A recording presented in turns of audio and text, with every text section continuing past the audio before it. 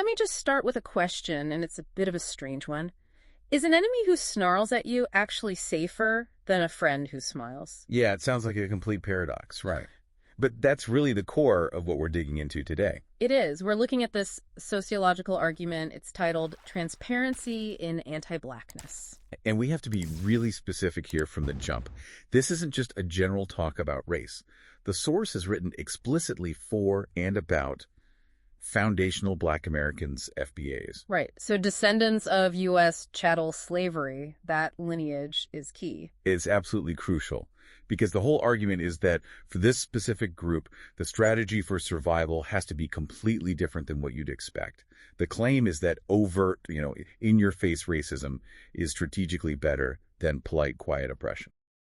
So our mission today is to unpack that, to figure out why the source positions civility as this potentially lethal threat. And it all starts with this metaphor. It does. It's from Malcolm X, the wolf versus the fox.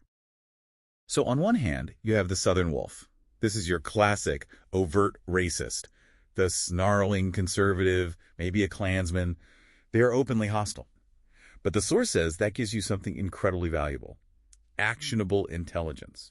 That phrase, that just jumps off the page. Actionable intelligence. It's like the threat is on speakerphone. Exactly. You can prepare. You can build defenses. But then you have the Northern fox. This is the liberal friend. All smiles, all the right humanitarian language. But the text argues it's a trap. It's a trap.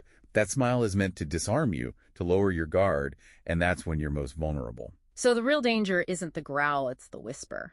The source then takes this out of the abstract and gives a really specific example. Oh yeah, this one is vivid. The little old lady at the library. We all know her. Right. She's kind. She helps you find a book. She's perfectly polite.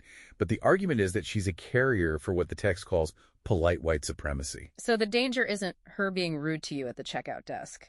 No, not at all. The danger is what happens when that same nice lady is sitting on a jury. It's when the race-neutral logic comes into play. She might be the one to acquit a police officer or give a black defendant a longer sentence. And they back this up. The source cites a 20% sentencing gap for the same crimes between black and white defendants. So a shouting racist is, what, a tactical problem. You can boycott them, you can identify them. You can see them, they're a visible target. But the polite professional, she's a strategic obstacle. She props up the whole system while looking completely harmless. You can't fight what you can't see. And that invisibility, it has a physical price. The source pivots here from, hurt feelings about slurs to actual biological death. Yeah, they introduce this concept, allostatic load. Which is what, exactly? Think of it as the progressive wear and tear on your body from chronic, sustained stress. It's the physiological cost of constantly having to navigate a system you can't trust. So the stress of never knowing if the fox's smile is genuine or not, it literally makes you sick.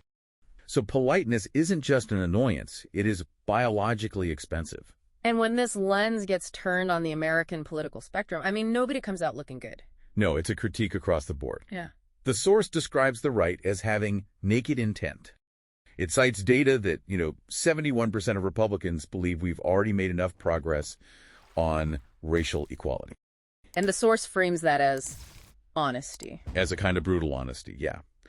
The argument is that this saves FBAs from wasting energy trying to win over a group that's already told you they're not interested.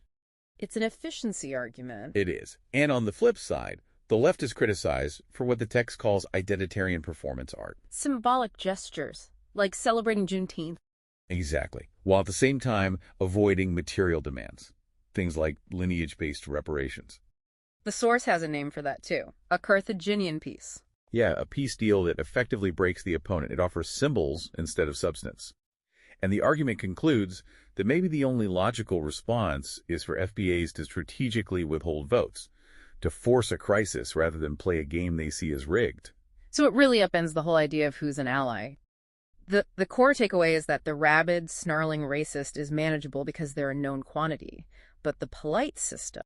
The polite system is lethal because you never see the knife coming. It really leaves you with a final question to wrestle with, doesn't it?